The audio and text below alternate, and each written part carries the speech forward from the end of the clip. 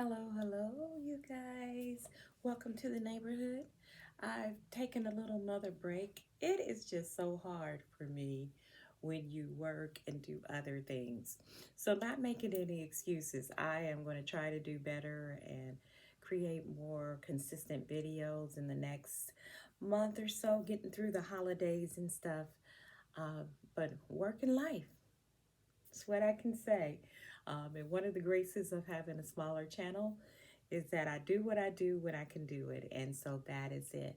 But today, I just wanted to go over, I did this once before, and I think it was for August and September, where I talked about the things that I was doing for the month, what I enjoyed, and what was going on for me for the month of August and September.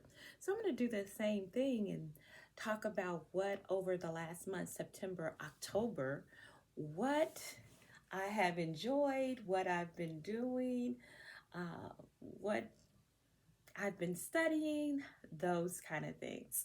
So it's going to include some books, some journaling, and the deck that I've been working with over the last month.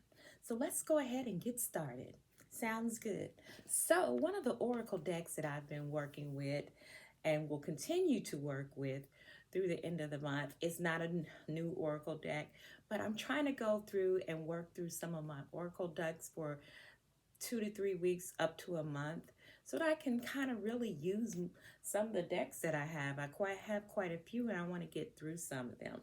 But I've just been using the Season of the Witch Oracle, Samhain Oracle deck, which I love. It has this dark, eerie kind of feel, and um, I just love it. And so I've been kind of going through some of the cards and picking a card a day from here, getting the messages. Sometimes, like I said, I guess I got it turned upside down. Sometimes it just gets a little eerie, cool feeling, and I do love it. You can see I've been using it because my cards are all over the place, aren't they? Yeah, so that's one of the things that I have been using for this month is my Season of the Witch Samhain Oracle deck, which I'm going to be honest, I like it. And I'm not sure, but I think I almost have the whole collection. And then one of my coven sisters gave me this last year, and I thought it would be fun to I had kind of messed with it a little bit, but I thought it'd be fun to mess with this again. And here is the box. This is a small version of the Everyday Witch, and it is so cute. I am going to put this in my traveling altar and use it for that. But here it is. Here is the back of them. And I've been drawing a card a day from them also, but I'm going to just show you some of the cards here. They're just cute, and it has been fun to work with the small deck here, which is making me, because I don't have this deck in the larger version, but I'm going to tell you, I'm going to get it because it's so much fun. Once again, sometimes probably more of my criticism would be that it's not, but it does have some, not as inclusive as I would like, but still pretty good. You know, you got to deal with what you deal with. I do like it, so, and able to work with it. And has been fun working with the smaller deck. So that's another one of the things that I have been working with for the last month or so. Actually, hasn't been quite a month. It's been about 3 weeks I've been working with this, pulling a card a day or so. Okay, so this right here is my Book of Shadows. I kind of like the color pink, so, I've done some things to it. But I tried bullet journaling for my Book of Shadows, and it has been so much fun. And so far, I am enjoying it. What I do is I'll like take an example. So on 10/11/23, I put down what my goal was for the day, um, any downloads that I'm receiving, any dreams I've had um, from the night before. If I drew some cards, what cards did I pull? What they meant to me. Um, if we had a coven meeting or something, I'll put it on there, or whatever. If we were celebrating a Sabbat or anything like that. Any affirmation I had, some gratitude. So it's just a bullet journal with these little guidelines. I have found this to be very beneficial to me because now it's all in one place. I put little stickers in that can. Like this one, it had a dream that I had. I can go back through here and look at the dream. I don't have to have two or three journals, which I enjoy my journals, but I like having everything in one place. What I got as a download, what dream I had, what cards I picked or chose for that day. And the other thing is, even though this is like my Book of Shadows, but it's in a um, um, what they call a boohoo kind of feel, bullet journal for the day. I'm really liking it. Makes everything more concrete. I have everything down that I would want to know. Also, I put in there, like if I'm working on a spell, I may have put that spell down for that day, what date that was. Then I follow up through with it for the next couple of days, week, month. What were the results of that spell? So I can go back and look at everything, and it's all in one journal. Loving that. And I'm kind of doing this with my coven, and we got the Season of the Witch journal, which I have just started. We are kind of journaling through the Samhain for the month. And it has prompts in the journal. Like this one is All Hallows Eve, and it has things that you can do for that. I've been putting some general journal prompts in there for myself. This one right here has ancestors, and it says, write a letter to an ancestor. There's no need to know their name, their face, or their story for the connection to flow through your veins. Give them your hardships or share with them your joys. And so it prompts you to go ahead, and as you can see, I did this. So the goal is to go through this book through Samhain. And one of the other things that I think one of the sisters suggested is that I'm using the cards with that journal. So, I may choose a card for the day, or when I pick a card, I'll reflect on that also. So that has been pretty fun to do, and a nice way to kind of use that prompt and do those things. It's another thing that I have done for like maybe the middle to end of September all the way up to now. So that brings me up to, what am I reading? So, some of the books I'm working on right now and reading through, and I'm just going to go through them with a little brief. Not quite finished with this, but it's Entering Hecate's Cave. I read Cindy Branham's other book, Keeping Her Keys, and that was good. This one so far, I'm about halfway through, has been good too.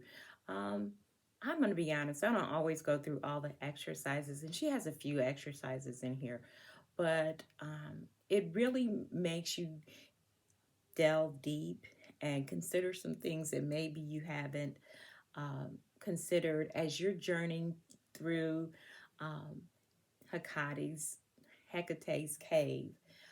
And the different, like if you were going to visit her in her cave, the deep, dark parts of yourself, you would have to confront that. It would be like she would be putting the lamp to that area and those deep, dark places in yourself and revealing them.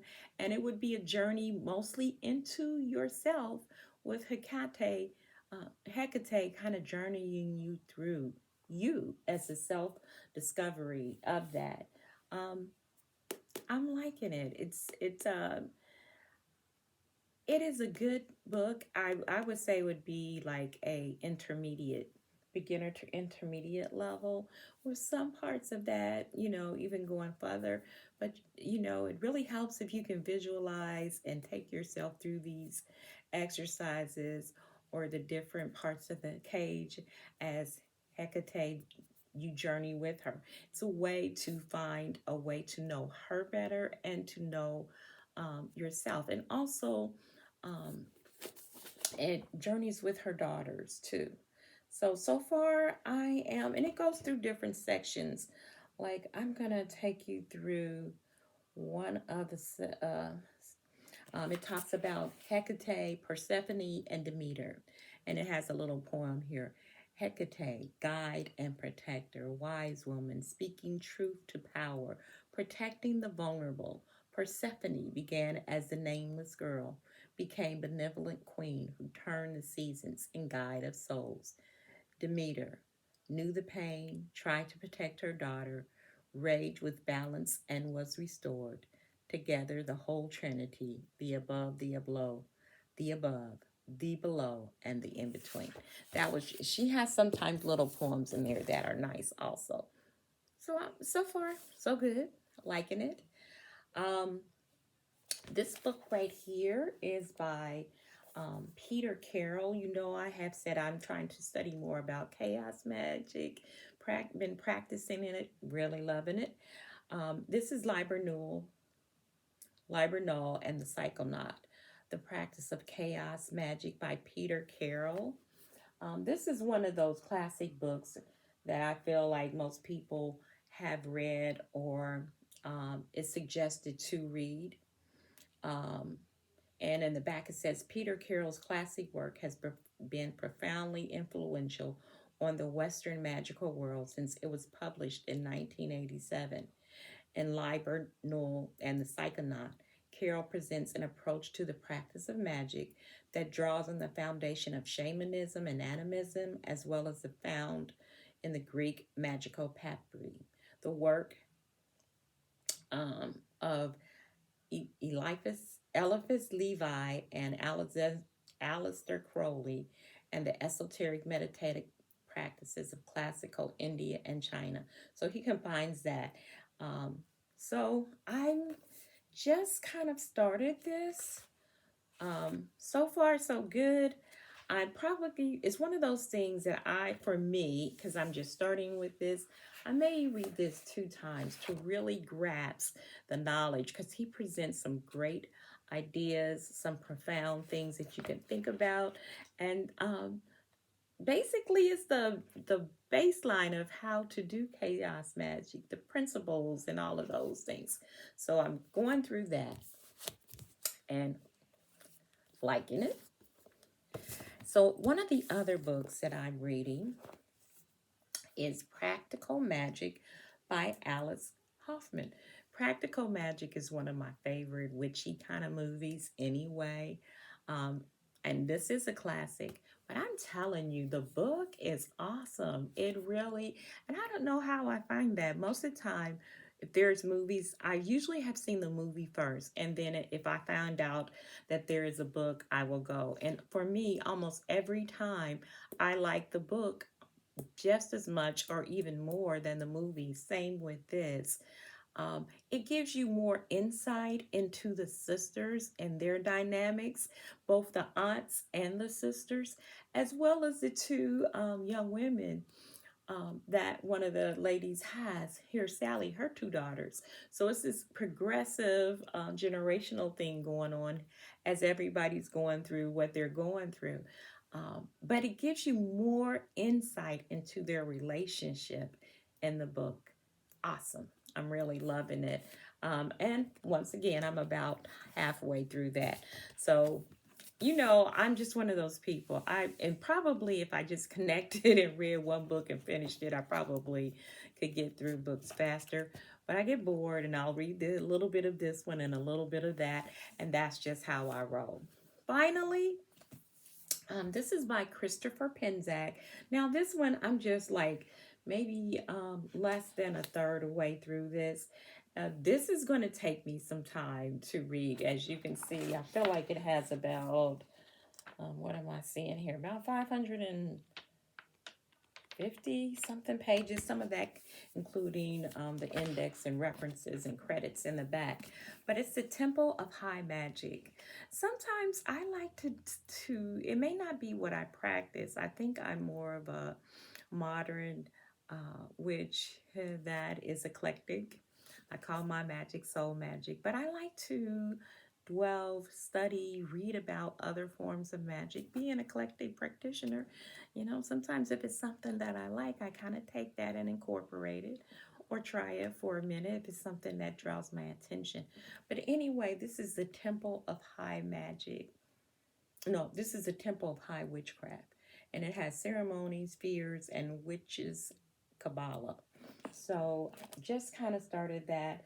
I have enjoyed, he has some awesome books. I think I've read about 3 in his series. Well, and with this one, it's talking about the craft meets high magic.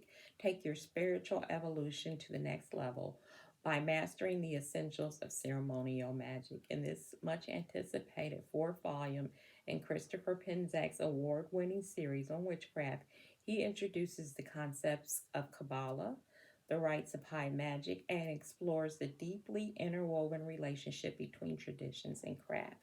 So I'm just starting that. So far, so good. And I think that's it for the books and what I've done for the month and continue to do and what I'm studying. So stay tuned. Talk to you soon. Bye bye.